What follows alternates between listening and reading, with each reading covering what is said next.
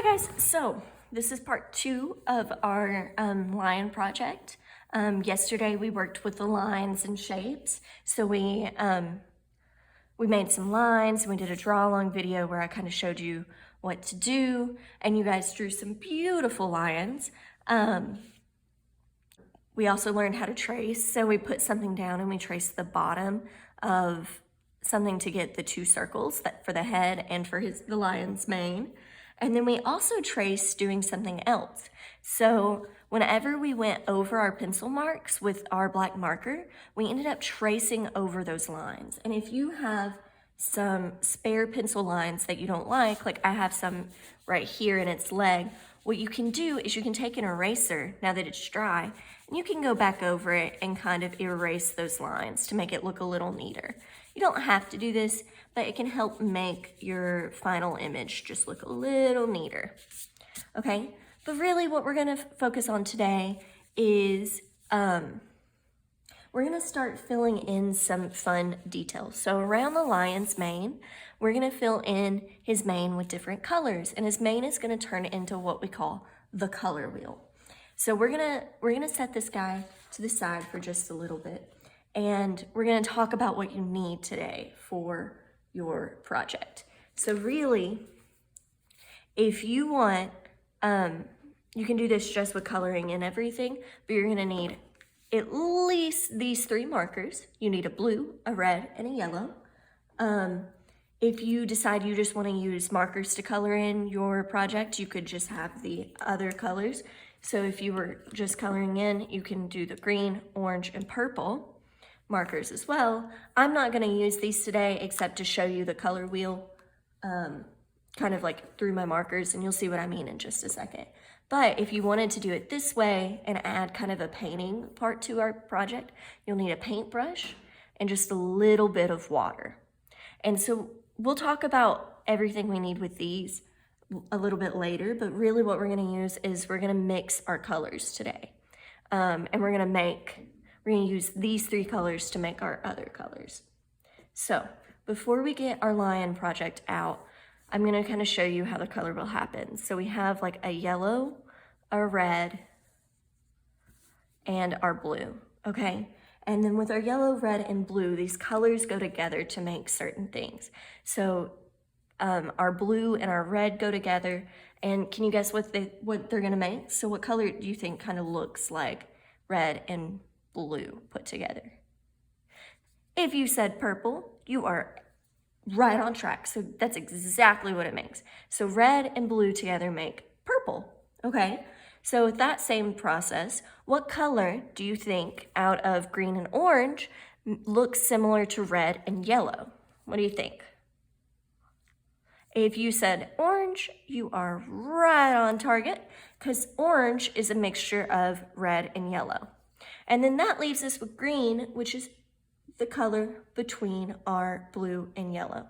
So taking these 3 away, these 3 colors, our red, blue, and yellow, are called our primary colors. So our primary colors are colors that you can't get from using any other colors. These 3 colors, you can't make them using any other colors, but these colors, which would be our yellow, or our orange, our green, and our purple that were between those, these are special colors called our secondary colors. They're secondary because you can get these guys, remember, you can get these guys by making these colors, with using these colors. So remember, our orange we get from red and yellow, our purple we get from red and blue, and our green we get from blue and yellow. So these are secondary colors. Our red, yellow, and blue, these are our primary colors, okay? I know it can be tricky, but we'll get the hang of it as we work. So bringing our little lion guy back out, we're gonna start with working with our primary colors, which were our red, our blue, and our yellow, okay? And if you notice, I laid them down to kind of show where I'm gonna put them. So they're skipping an area between, okay? And so I'm gonna start in by coloring in my red with my marker.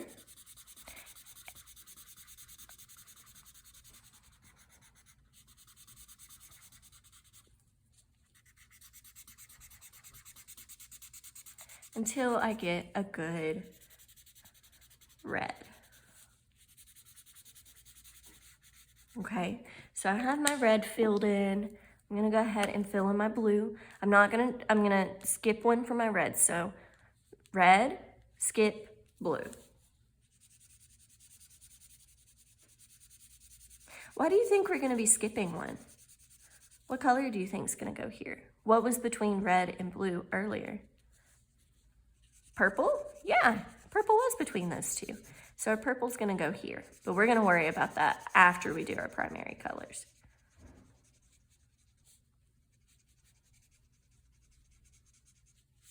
Beautiful. So we have our red and our blue. I'm gonna go in, and this one I'm gonna have to kind of be careful about because we have that ear. I don't really wanna color his ear just yet. So I'm gonna try and draw around. If we go a little outside the lines, that is a-okay, but we do have a really thick black line that we shouldn't, that we're gonna try and not go over. Okay, that's a challenge we're also gonna do. So we have our primary colors on his mane. We have our yellow, our red, and our blue. All right, so we have all three primary colors. What do we need next? Our secondary colors. So we would need our orange, our purple, and our green. But I'm gonna challenge myself to not use my markers. I don't wanna use my markers to color it in. I want to be able to make my own colors. And you can do that using these three, okay? So this is kind of why in the first part I said you may want a little bit thicker paper. If you just had printer paper, don't worry, it'll still come out, it'll still show up. You can tell mine kind of ran a little bit, but as long as you don't press down really hard or paint super hard, it won't tear a hole or anything through your image. So printer paper will work, it just may be a little splotchy, but that is a-okay. So I'm gonna start out with my making orange first. So I'm gonna start out by putting yellow down first. I'm doing that because it's easier to cover a brighter color with a darker color. So it's easier to cover that brighter color with a darker color than it is to try and cover a darker color with a lighter color. Doesn't work as easy. So we're putting our brighter color down, right? Because yellow is a lot brighter and it's lighter than a red. A red is gonna be a lot stronger. And we're working with coloring in our orange. So we're gonna take our red and we're gonna go just kind of over our yellow. I'm not going too deep. I'm kind of lifting my marker up just a little. I kind of went over, that's okay. And we're kind of coloring over, okay? And you can kind of see like your eyes start to try and connect those two since you're layering them. And it already kind of looks a little orange. It kind of looks a little strange. And then what I'm gonna do, so I have that one. So I'm not gonna use my water just yet. I'm gonna go in and fill in my green and my purple. So I'm gonna use my yellow and I'm gonna go in just like that. Notice that there's more white spaces than there is over here. I wanna leave a little bit of room for the water to spread around and you'll get what I mean. So if we're making green, we need yellow and blue, right? So I'm gonna take my blue and I'm gonna go in, kind of color it up too. We notice that the same thing's starting to happen when you put one color on top of the other. It starts to already try and mix a little.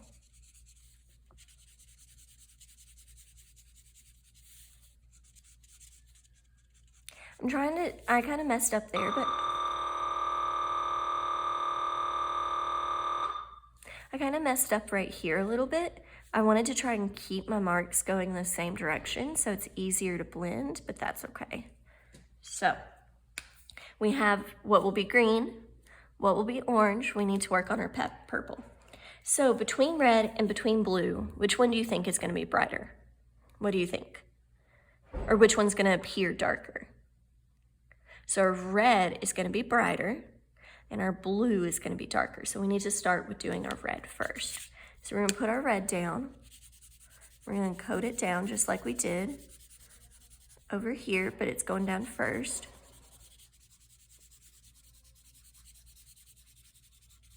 You notice I did that kind of light. Okay, and then we're going to go in with our blue on top of it. And this one's a little tricky. You don't want to put too much blue because it turns a little too dark. So I may actually go back in with my red just a tad bit on top to try and mix those colors just a little.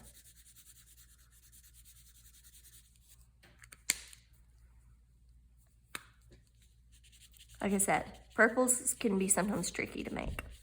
So we have everything together. What we need to do now is we're going to carefully get our water and our paintbrush. And we don't need a lot of water. We just need a little bit to get it wet.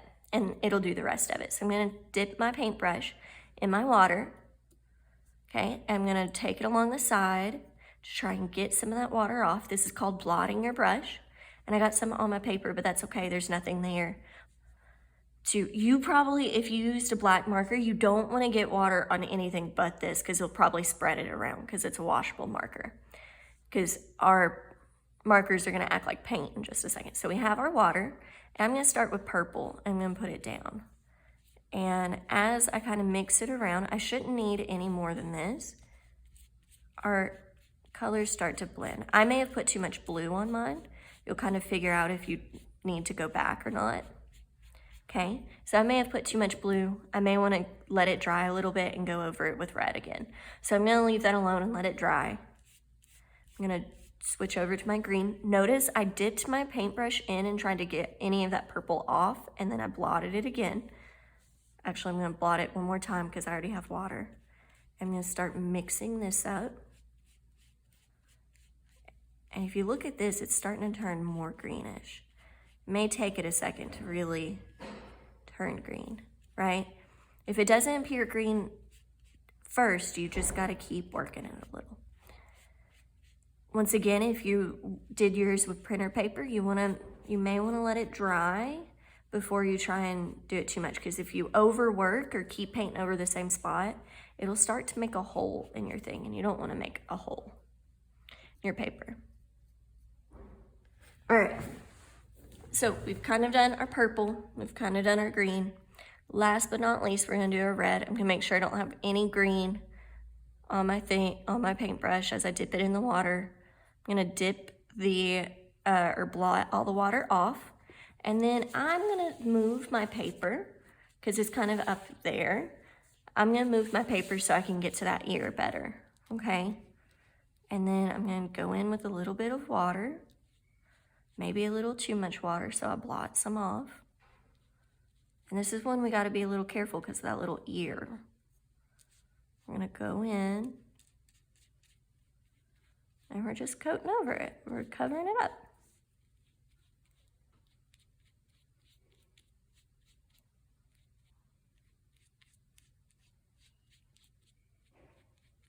There we go. All right, and so once you're done with all three, you can kind of clean up your area just a little bit. It's important to clean up after we make any art. But what you could do, so we have our color wheel line, and if you notice my water kind of spread around, that's okay. That just means he's a little fluffy lion, or that's what it kind of looks like to me. But what you could do, since you have your markers out, you could go in, and we may want to leave him as he is, but you could go in and add some color like behind him. I may put like a green ground underneath him, so he's sitting on something other than that. I may, you can just put him somewhere. So you could, like I said, I gave him a ground. I could put some fun patterns in the background. You guys have been working on patterns. So if I did that, I could do some like cool squiggles. It is up to you. So after you get the main project done of it, you can decorate him. If you want to make him super colorful, you can do that as well. And then when it's all said and done, you guys can send me a photo of your finished work.